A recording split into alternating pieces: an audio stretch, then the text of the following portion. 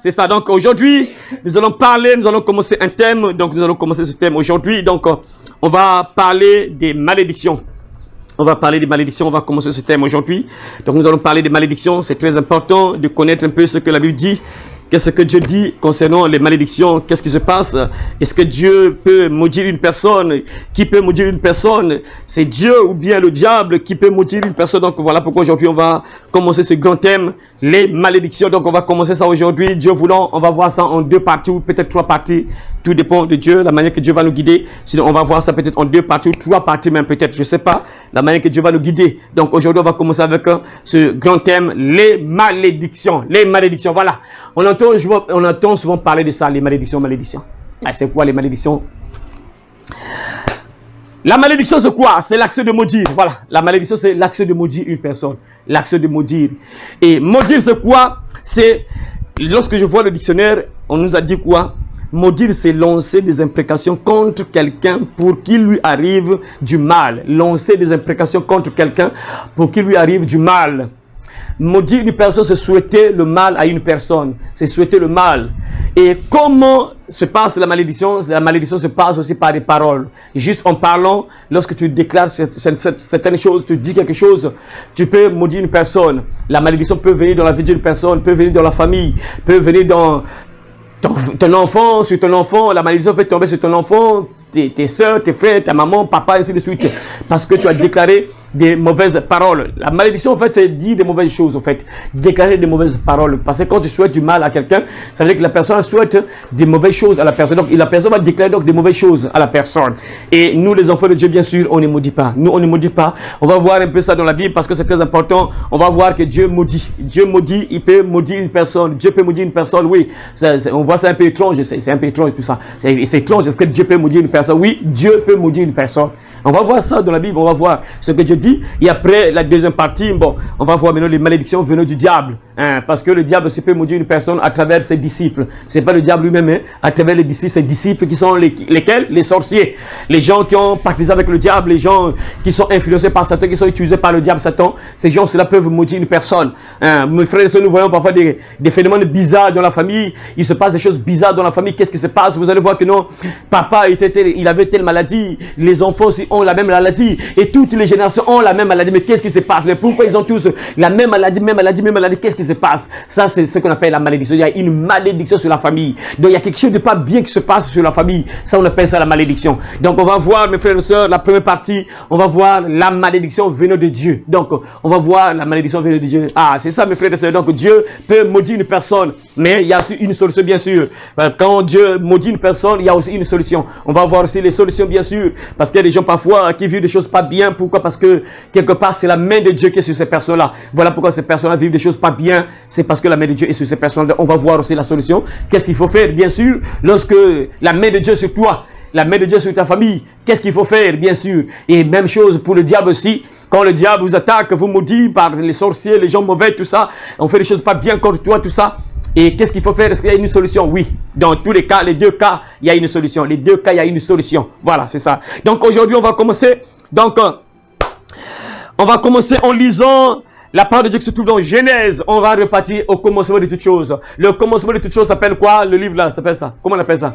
Genèse. Voilà. Le commencement de toutes choses. Donc nous sommes dans le livre de Genèse. On va voir ce que la Bible déclare. Donc nous sommes dans Genèse chapitre 3, verset 14. Genèse chapitre 3, verset 14. On va lire verset 14. 14 à 19. Genèse chapitre 3. Genèse chapitre 3. Genèse chapitre 3, verset 14 à 19. Lisons au nom de Jésus-Christ. L'Éternel dit au serpent: puisque tu as fait cela, tu seras maudit. Tu seras maudit entre tous les bétails et entre tous les animaux des champs. Tu marcheras sur ton ventre et tu mangeras de la poussière tous les jours de ta vie. Je mettrai inimitié entre toi et la femme, entre ta postérité et la postérité et sa postérité. Celle-ci t'écrasera la tête et tu lui blesseras le talon. Il dit à la femme: j'augmenterai la souffrance de tes grossesses. Tu enfanteras avec douleur et tes désirs se porteront vers ton mari, mais il dominera sur toi. Mais il dominera sur toi. Et il dit à l'homme, puisque tu as écouté la voix de ta femme et que tu as mangé de l'arbre au sujet duquel je t'avais donné cet ordre, tu n'en mangeras point. Le sol sera maudit à cause de toi. Si à force de peine que tu en tireras ta nourriture tous les jours de ta vie, et il te produira des épines et des ronces, et tu mangeras de l'herbe des champs.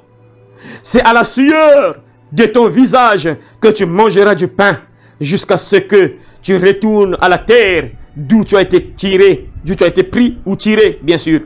Car tu es poussière et tu retourneras à la poussière. Amen. Amen. Amen. Amen. Voilà, c'est ça. Donc là, on voit clairement, mes frères et sœurs, la malédiction qui vient de Dieu. Donc là, c'est Dieu. Nous connaissons tous l'histoire là. Nous connaissons tous l'histoire là. Ce qui s'est passé avec Adam et Ève dans le jardin d'Éden. Nous connaissons tous cette histoire là, mes frères et sœurs. Nous connaissons tous. C'est pas étrange pour nous ici. Nous connaissons tous ce qui s'est passé dans le jardin d'Éden. Donc c'était Adam et Ève. Dieu les avait dit de ne pas faire quelque chose. Il y avait quelque chose que Dieu avait interdit dans le jardin d'Éden. Dieu a dit, en tout cas, il faut pas, attention, il faut pas manger cet arbre là. Il faut pas manger le fruit de cet arbre là. Dieu a donné un interdit. Il a dit à Adam et Ève, écoutez, vous êtes mes enfants, je vous ai créés, vous êtes là, mangez hein, tout ce qui se passe là, vous voyez, non, il y a des safoutiers ici, des manguiers, mangez tout ce que vous voulez manger là. Mais quant à l'arbre qui donne la connaissance du bien et du mal, il ne faut pas manger, il ne faut pas manger, il ne faut pas manger. Donc Dieu a donné un seul interdit. Malheureusement, Adam et Ève, bien sûr, c'est Ève, bien sûr, ça a commencé avec Ève, bien sûr, Ève, et a fait le contraire de ce que Dieu a dit. Et Dieu arrive et il commence à déclarer des paroles. Donc vous voyez ici que la malédiction se passe par la parole seulement. Dieu parle. Il parle, c'est comme ça que se passe la malédiction. Mes frères, la parole est sacrée. Au commencement était la parole. Et la parole était avec Dieu. Et la parole était Dieu. Donc la parole était Dieu. Donc la parole, c'est un esprit en fait. La parole est un esprit. C'est ça. Et dans la Bible, nous, on nous démontre que la parole, c'est Dieu. Donc c'est une personne, c'est Dieu, la parole. Donc c'est un esprit, c'est une force, c'est une puissance, la parole. Et Dieu a créé le ciel et la terre juste par la parole. Il a tout créé par la parole seulement. Il a dit que le soleil soit et le soleil fait tout. Que la lumière soit et la lumière fait tout. Donc il parlait seulement, les choses se créent. Il parle seulement. Et la malédiction peut se passer juste en parole. Et ici Dieu vient parler. Pourquoi? Parce que Adam et Ève n'ont pas mis en pratique ce que Dieu les avait dit. Dieu a donné un interdit. Écoutez, ça ne faites pas. Et les deux, ils ont désobéi à ce que Dieu a dit. Et nous avons entendu ici, mes frères et sœurs, que Dieu est venu. Et après, il a commencé à parler.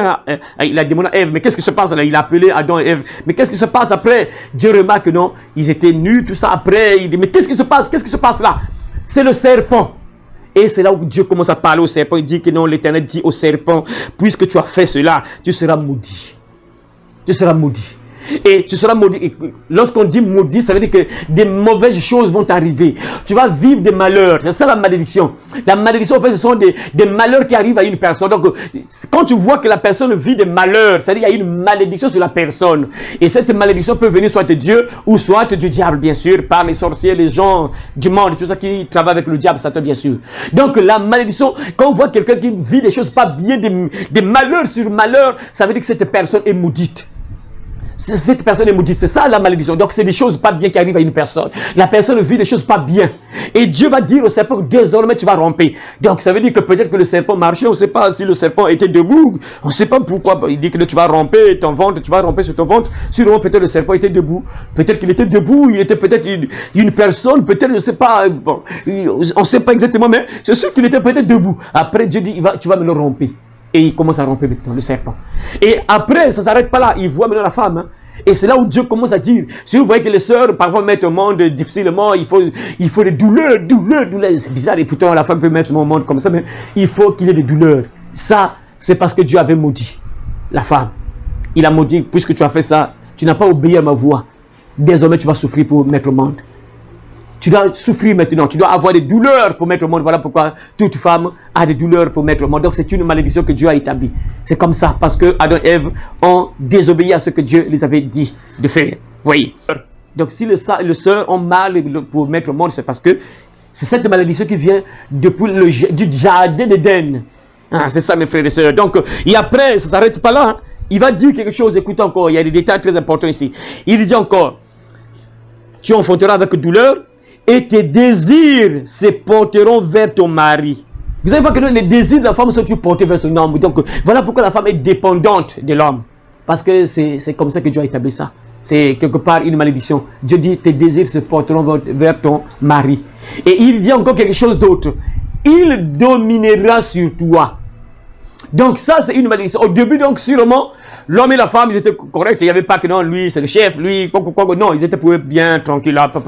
Après quand Dieu voit ça, ce qui se passe là, Dieu commence à dire que non, désormais la femme, tu vas dépendre de ton mari et ton mari va dominer sur toi. Voilà pourquoi on dit que l'homme est le chef de la maison, de la famille, ou est le chef de l'homme, de la femme. Et même dans la Bible, on dit que l'homme est le chef de la femme. Dans la Bible, dans 1 Corinthiens chapitre 11, on dit que Dieu est le chef de Christ, Christ est le chef de l'homme, et l'homme est le chef de la femme. Donc il y a l'ordre là, établi. Donc Dieu, en haut, Jésus, l'homme et la femme. En bas, la femme est dernière. C'est ça. Donc ça, c'est établi comme ça. Et malheureusement, on voit des choses pas bien qui se passent aujourd'hui. Hein. Vous voyez que les femmes renversent ce que Dieu a établi.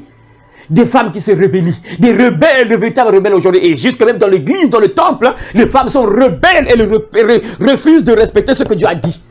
Dieu dit que la femme doit dominer sur, l'homme doit dominer sur la femme. Et aujourd'hui, on va voir même parfois, là où on était, là on priait, hein, des femmes qui commandent les hommes. Vraiment, c'est incroyable. Je ne sais pas si ces sœurs-là lisent la Bible, je ne sais pas vraiment. Je ne sais pas si elles lisent la Bible ou comment, je ne sais pas. Qu'est-ce qui se passe exactement, je ne sais pas. Je ne sais pas si elles lisent la Bible. Parce que quand tu es chef, on ne parle pas de l'État, on ne parle pas de mairie, la mairie, les trucs de l'État là, on ne parle pas de l'État, on parle de Dieu, le temple, l'église, on parle de l'église. Parce que là, on parle de Dieu, on parle des choses spirituelles, on ne parle pas des choses du monde là, non, une entreprise, une société, on ne parle pas de ça. Ici, on parle du temple, l'église. Et dans l'église, c'est l'homme qui domine. Malheureusement, on voit c'est le contraire. Ce sont les femmes qui dirigent les hommes. C'est incroyable, mais vrai. On renverse l'ordre établi par Dieu. Alors que Dieu dit que l'homme va dominer sur la femme. Aujourd'hui, on voit maintenant des femmes, et même pastrices, même qui dominent sur les hommes, qui prennent autorité sur tout le monde. Vraiment, c'est incroyable. C'est incroyable. Des rebelles. En tout cas, c'est compliqué, vraiment, c'est compliqué. Des véritables rebelles, vraiment. Elles ne veulent pas rester sur place, rester là, entendre la parole, sauver son âme. Non, elles doivent commander les hommes. C'est compliqué. Ah, que Dieu nous aide vraiment. Il dominera sur toi. Et il dit encore à l'homme, après à l'homme, il déclare encore des paroles. Vous voyez donc ce qui se passe là. Quand vous voyez que l'homme domine sur la femme, quand vous voyez une femme qui commence à dominer sur un homme, il y a un problème. Ça, c'est un esprit de Jézabel. Ça, il faut refuser ça. Hein, les jeunes filles, vous qui grandissez là. Il faut refuser ça. Tu commences à remarquer que non, toi, ton but, c'est de dominer sur l'homme. Prie. Sinon que tu vas mourir célibataire. Ça, obligatoire, parce qu'aucun homme normal peut accepter qu'une femme domine sur lui. Il n'y a aucun homme normal, je dis bien homme normal, on dit des PD, des lesbiennes, tout ça, des transgenres qui chantent de sexe, n'importe comment. Les gens normaux, c'est-à-dire un homme normal. Parce que c'est comme ça, c'est dans le sang, et c'est Dieu qui a établi ça aussi. Et ça y est aussi dans le... C'est pas possible qu'une femme puisse dominer sur un homme. Et si une femme, tu as des idées, toi, ton but c'est de dominer sur ton mari. Oh, donc pourquoi tu commences à blâmer? Prie, sinon que tu vas repartir chez papa et maman, tu vas mourir chez papa et maman. Il faut prier parce que c'est pas possible, parce que Dieu a établi l'ordre. C'est l'homme qui est le chef de la maison. C'est lui qui guide. C'est lui qui guide. Mais attends, est-ce que tu peux avoir le courage d'aller parler par exemple à notre président? Est-ce que tu peux monter sur le président? De toi, tu peux quoi? Mais on te met en prison directement. Prison directement, tu vas en prison. Mais dans le couple, les femmes, ça il faut prier. Ça c'est l'esprit de Jézabel qui aime dominer. Alors que la Bible dit, c'est une malédiction. Bon, c'est une malédiction, on lit, c'est une malédiction. Dieu a dit que l'homme doit dominer sur la femme. Et si c'est maintenant le contraire, c'est qu'il y a un problème qui est là. Il faut prier, il faut refuser ça. Vous grandissez là, les jeunes filles, vous grandissez. Un jour, parfois, le diable va commencer à vous mettre des idées pas bien là. Non, tu dis, ah, mais donc, toi, c'est quoi ça? Tu commences à monter sur ton mari là. Si tu commences à voir ces idées là, commence à prier entre même en jeûne, c'est là que on va te chasser. À moins que vraiment tu puisses trouver un homme vraiment transformé par le Saint-Esprit qui va commencer à prier même pour ta délivrance. Parce que moi je me rappelle même, hein, tu sais, dans le passé, quand je pense un peu à mon passé là, lorsque on vivait dans le péché avec cette fille là qui était avec moi dans le péché, lorsqu'on était dans le péché, parfois vous savez, il y a des moments parfois quand je pense un peu, bon, si j'étais comme je suis aujourd'hui, en fait j'allais prier pour elle et elle serait délivrée. Mais puis c'est trop tard, bah, Dieu n'a pas voulu que ce soit comme ça. En fait, je regrette parfois que, en fait, si j'étais comme je suis aujourd'hui, j'allais prier pour elle pour qu'elle soit délivrée. Parce que je sais qu'il y avait des esprits qui agissent en elle. Heureusement que là, j'étais encore païen, mais Dieu n'a pas voulu que ce soit comme ça. Vous voyez, donc, fin de fin, on s'est séparés, vous voyez. Et Dieu merci, c'est parce qu'on vivait dans le péché. On était dans le péché, si je mourais aussi, je partais en enfer directement. Ouais, Dieu merci, parce qu'il a permis que ce ne soit pas comme ça. Vous voyez, mes frères et sœurs. Donc, il faut éviter que ce soit le contraire, qu'une femme, tu es une femme et tu commences à dominer sur ton mari. Il faut refuser ça. Mes sœurs, frères, si tu as des idées de dominer sur ton mari, sache que le diable agit sur toi. Le diable agit sur toi. Et si tu restes comme ça, faut pas me chercher des sorciers. Ah, moi, si à partir de j'ai 50 ans, je suis encore chez papa et maman, c'est à cause de mon grand-père. Mon grand-père me déteste. C'est sûrement lui. Ma maman là aussi, je vois que non. Maman là, il y a pas le courant ne passe pas trop bien. C'est sûr que c'est elle. Non. Quelque part, c'est pas la maman. Quelque part, c'est pas le pépé. Pépé, c'est pas le grand-père. Non. C'est toi-même parfois. Parce que tu as laissé la place à l'ennemi. Tu n'as pas compris que non, c'est pas normal que tu puisses dominer sur ton mari et tu commences à dominer sur ton mari. Fais un homme normal, il va te chasser. À moins que tu tombes sur un véritable chrétien. Il t'a épousé. Hein? Il t'a épousé comme là vous êtes scellé. Ah, là c'est fini, le pacte est scellé, donc il n'y a plus à renvoyer la femme, tu ne peux plus la chasser. Donc là, l'homme là sera obligé de prier, entrer en prière de jeûne pour que tu changes, sinon que c'est compliqué. Le pauvre parfois il va dire, bon, je préfère que tu repars chez toi, je reste pour moi comme ça jusqu'à ce que je vais mourir.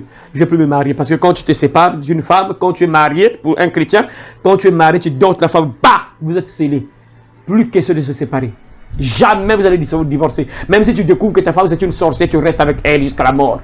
Tu découvres que ton mari c'est un sorcier, tu restes avec lui jusqu'à la mort. Si les enfants vont terminer, vous allez rester ensemble jusqu'à la mort. Ou vous vous séparez et tu restes comme ça sans te marier. Si tu te remaries, tu devais adultérer. Quand tu meurs, tu descends en enfer. Donc, il ne faut pas faire l'aventure avec le mariage. Voilà pourquoi on ne blague pas avec le mariage. Il faut prendre le temps de demander au Seigneur, Seigneur, montre-moi l'état d'âme de cet homme-là qui vient vers moi. Montre-moi l'état d'âme. Il te révèle, tu vois, ah, oh, c'est bon. Parce que quand tu vas te marier, s'il te pousse bas, scellé, plus question de se séparer. Même s'il est mauvais, il devient ivrogne, bandit, soulard, quoi, il commence à coucher avec les femmes, comme tu ne vas pas te séparer de lui jusqu'à la mort. Si tu te sépares de lui, tu dois rester maintenant comme ça jusqu'à ce que tu vas mourir. Si tu te remaries, tu devais adulter, quand tu meurs, tu vas en faire. Donc, on blague avec le mariage. Hein. Voyez? Donc, les sœurs, faites attention. Qu'un jour, parfois, tu commences à chercher à dominer sur ton mari. Ça, il faut combattre ça dans le jeûne. Prière. Entre en jeûne, prière. Sinon, que ça va toujours mal terminer. Il dit à l'homme, puisque tu as écouté la voix de ta femme et que tu as mangé l'arbre au sujet duquel je t'avais donné cet ordre, tu n'en mangeras point, le sol sera maudit à cause de toi. Ah, voyez. Donc l'homme, aujourd'hui nous les hommes, nous sommes obligés de souffrir, de travailler dur parce que c'est une malédiction. On a désobéi à Dieu. Ça veut dire quoi mes frères et sœurs? Il faut comprendre qu'à chaque fois que tu seras dans la rébellion, des choses pas bien parfois peuvent t'arriver. Ça, il faut le savoir. Ça, c'est Dieu qui est en train de déclarer ces malédictions-là.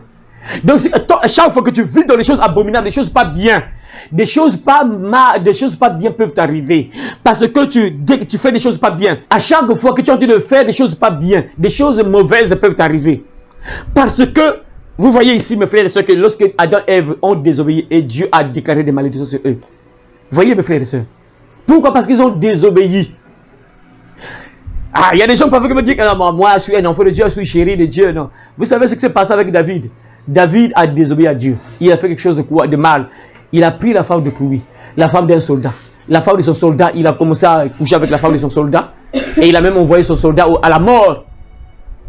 Il a pris la femme de son soldat, il a envoyé encore ce soldat à la mort. Et la Bible dit quoi, mes frères et sœurs? Que Dieu, c'est énervant. Hein? Dieu a envoyé un prophète pour rappeler David que regarde ce que tu as fait. Regarde. Et David est entré même au jeûne. Oui, Dieu l'a pardonné, oui. Mais l'enfant est mort. Hein? L'enfant est mort. Il y a eu des conséquences. L'enfant est mort. Hein? On ne blague pas. David était aimé de Dieu. Un homme. Oh! L'homme, c'est le cœur de Dieu. La Bible dit que l'homme, c'est le cœur de Dieu. Mais Dieu l'a puni. Hein? L'homme l'a puni. Et Dieu l'a puni. Il a perdu l'enfant. L'enfant est mort. Voyez, donc il faut faire attention. Quand tu fais des choses pas bien, tu attires en réalité. Ah, les gens ne comprennent pas que.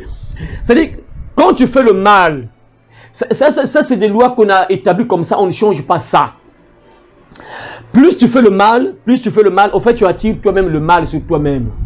Plus tu as envie de faire le mal, tu attires le malheur sur toi-même en fait. Donc quelque part, on peut dire que non, en réalité on ne devait même pas toucher le diable. En réalité on ne devait même pas toucher le diable, on devait laisser le diable tranquille parfois. Il y a des moments où on devait laisser le diable tranquille. En fait il faut comprendre qu'il y a des lois que Dieu a établies. Quand tu fais le mal que tu as fait là va te revenir, c'est obligatoire. Ce qu'un homme aura semé, il le moissonnera aussi. Regarde, tu sèmes les arachides. Quand tu sèmes l'arachide là, tôt ou tard ça va pousser, ça va donner aussi des arachides. Parce que tu as sémé l'arachide, c'est comme ça. Quand tu sèmes le mal, tu fais quelque chose de mal. Le mal que tu as fait là, tôt ou tard, ça va te rattraper, tôt ou tard. C'est ça qu'on appelle la malédiction. Tu as fait le mal et puis des choses pas bien t'arrivent. Et tu commences, ah mais qu'est-ce qui m'arrive? Oui, c'est la malédiction qui est sur toi. Pourquoi? Parce que tu as fait quelque chose de pas bien. Et ça vient directement de Dieu. Pourquoi? Parce que Dieu a établi des lois qu'il ne faut pas enfreindre. Mais toi tu enfreins ces lois-là, et du coup il y a des conséquences sur toi. Parce que quand tu enfreins les lois, automatiquement il y a des conséquences sur toi. Ce que tu as fait là, ça va te revenir. Voilà pourquoi il faut éviter seulement de faire le mal. Il faut éviter de faire le mal. C'est vrai, Dieu peut te pardonner, mais parfois il y aura des conséquences. Hein. Dieu te pardonne, oui, mais parfois il y a des conséquences. Hein. Parfois il y a des conséquences, vous voyez. Dieu t'a pardonné, mais parfois tu vas subir des conséquences, tu vois. Oh, c'est pas bon. Il faut éviter, comme on dit souvent que non, mieux vaut prévenir que de guérir. C'est ça, attends. Faut pas que non, après, non, c'est mieux d'être prudent que de chercher. Ah, vraiment, comment je vais faire pour être guéri? Non, c'est mieux d'éviter.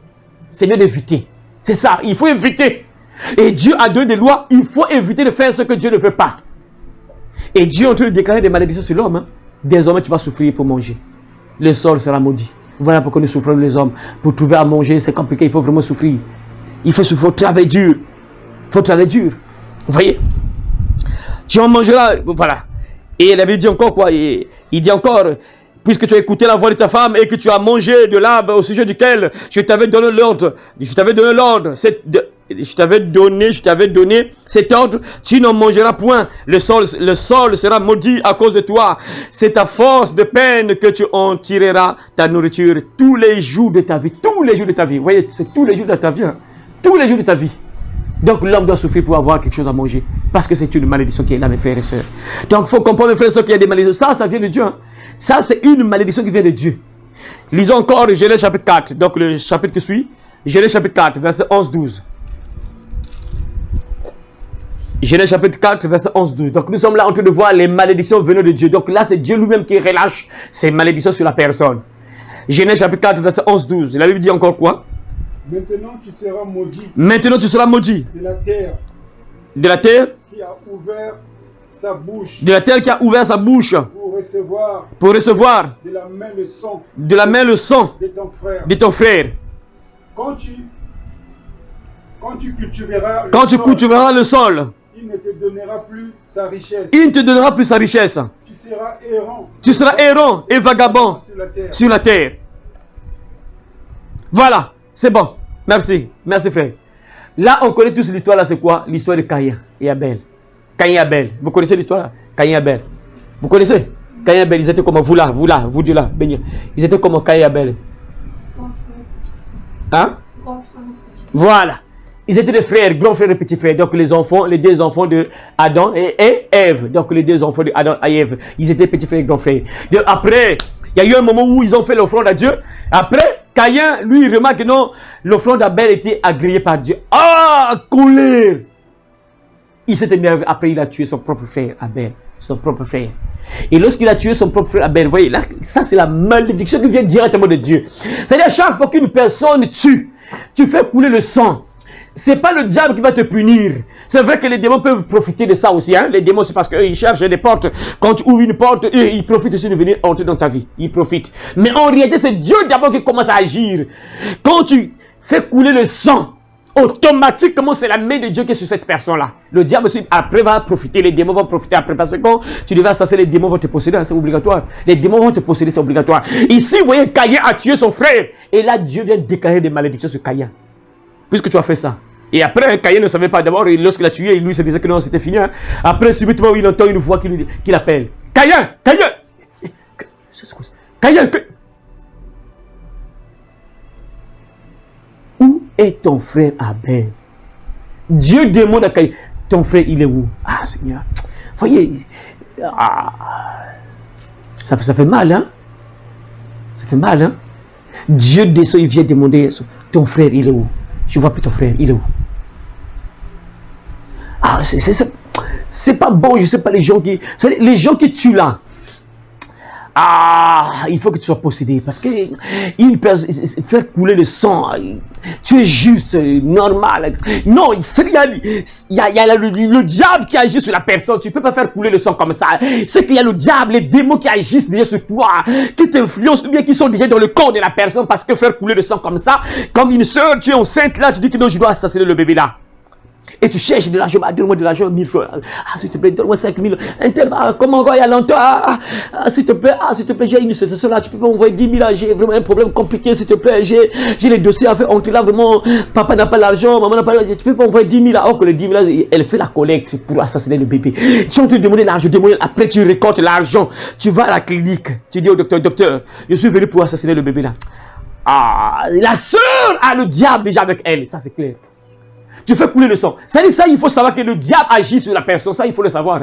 Tu peux me faire couler le sang comme ça. Le diable agit déjà sur toi. Il rôde tout le temps. Il influence, il te pousse déjà. Ou il a déjà pris le contrôle de ton corps. Dieu demande à Caïn, où est ton propre frère? Ton propre frère.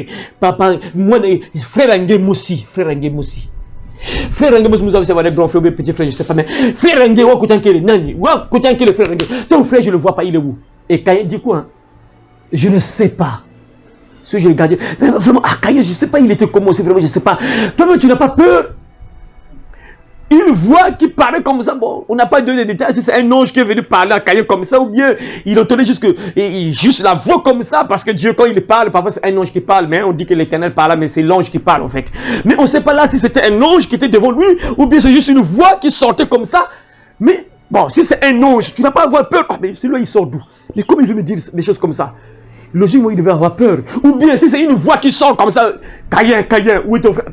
Mais logiquement, tu dois avoir peur. Mais lui, qu'est-ce qu'il va dire? Je ne sais pas. Suis-je le gardien de mon frère? Est-ce que c'est moi qui protège mon frère? Est-ce que c'est moi qui garde mon frère? Vraiment, c'est incroyable, quoi. Ton propre sang, quoi. Mais il haïssait son frère. Vraiment, c'est incroyable, quoi. Son propre frère. De sang. Ça, c'est des choses à refuser, hein. Il faut refuser ça, mes frères. Il dit à Dieu, je ne sais pas, suis-je le gardien de mon frère? Et Dieu lui dit, j'entends la voix du sang de ton frère, crier du sang jusqu'à moi, vengeance. Ça c'est dans la version, là je crois, mais si je ne me trompe pas, c'est la version parole de vie, je crois mieux. J'entends la voix du sang de ton frère, crier du sol jusqu'à moi, vengeance, vengeance, vengeance. Ah Seigneur. Le sang parle. Et quand le sang parle, automatiquement il faut s'attendre à des malheurs. Ça c'est obligatoire, frère. Il faut s'attendre à des malheurs, hein. Il faut s'attendre à des malheurs. Quand le sang crie là, il faut s'attendre à des malheurs. Et Dieu commence à déclarer des paroles. C'est là qu'il commence à déclarer des paroles sur Caïn. Puisque tu as fait ça, regarde maintenant ce qui va t'arriver. Dieu parle seulement. Il parle seulement. Et ce qu'il dit là, c'est pas une blague, ça se réalise. Ça peut effet sur la personne. Hein. Dieu parle maintenant. C'est là où il commence à déclarer en disant quoi? Écoutez mes frères. Maintenant, tu seras maudit de la terre qui a ouvert la bouche pour recevoir de ta main le sang de ton frère. Quand tu cultiveras le sol, parce que dans leur temps là, les gens pour avoir l'argent, pour manger, vivre, c'était plus l'agriculture. Donc ils cultivaient plus le sol. Hein, et l'élevage, agriculture, c'est souvent ça. C'était plus ça. Élevage, agriculture, le sol. Donc sol, animaux, c'était uniquement ça. Et Dieu maintenant va maudire là où tu vis. C'est-à-dire que la source de tes revenus, il maudit ça directement. Il dit que désormais, le sol qui te permet de vivre là sera maudit. C'est la maudit, il déclare, quand tu cultiveras le sol, il ne te donnera plus sa richesse, c'est fini. Et il dit encore, il ne s'arrête pas là, il dit encore la suite, il dit encore quoi la suite? Il ne te donnera plus sa richesse. Tu seras errant et vagabond sur la terre. Tu seras errant et vagabond sur la terre. Donc Dieu enlève la paix sur la personne. Les gens qui tuent là, quand tu tues une personne, ces personnes sont malheureuses. Hein?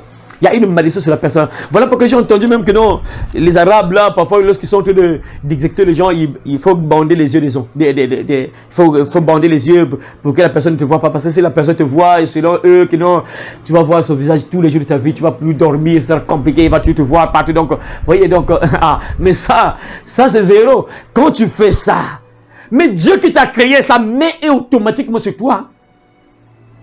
Dieu va enlever la paix. On ne blague pas avec le son. Ça va parler en toi. Tu sais que j'ai fait quelque chose de mal. Le son va parler. J'ai suivi le témoignage d'une sœur. Vous voyez, la malédiction qui vient de Dieu. Ça, c'est Dieu qui envoie ces malédictions-là. J'ai suivi le témoignage d'une sœur, c'était une blanche. Elle menait sa vie comme elle voulait. Après un temps, elle dort. Et dans son sommeil, du coup, c'est comme si elle a fait crise cardiaque. Je ne sais pas si c'était crise cardiaque ou quoi, mais elle est morte.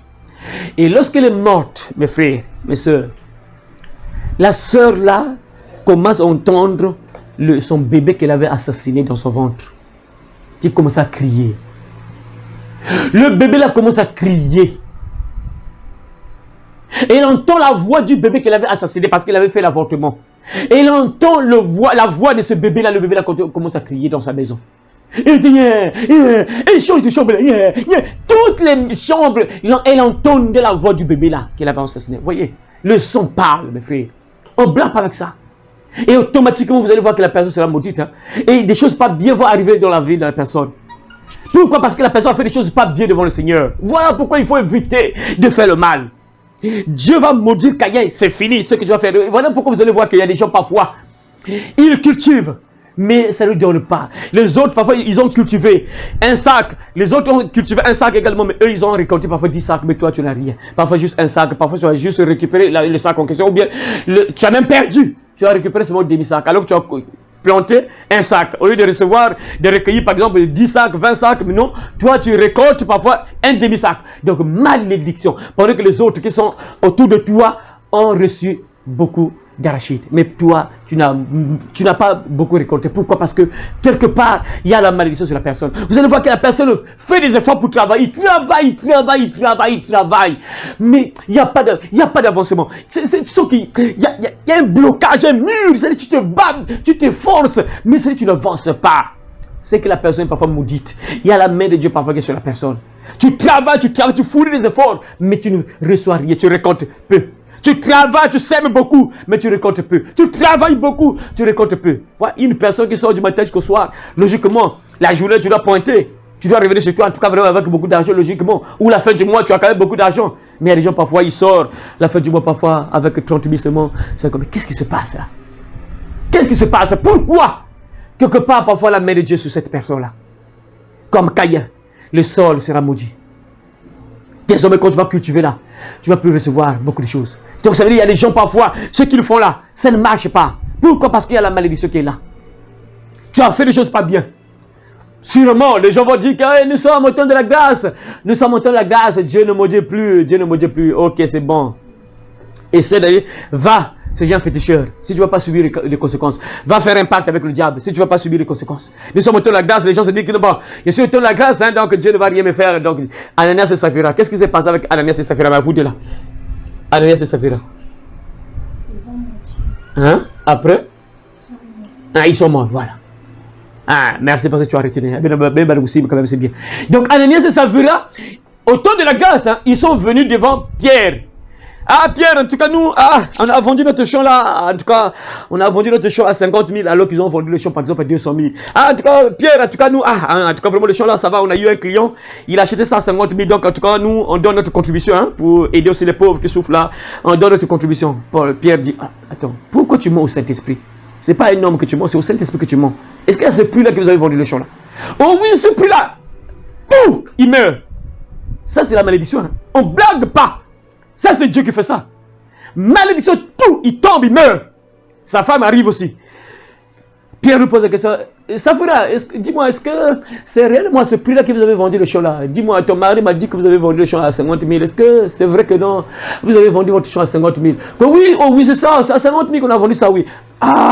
Mais quand vous êtes entendu, vous deux là, regarde, les hommes qui ont porté ton nom pour aller l'enterrer, ils arrivent, ils vont aussi t'emporter. Ils arrivent, hein. Fou, et elle meurt. On vient la prendre, on va l'enterrer. Et les deux sont morts le même jour.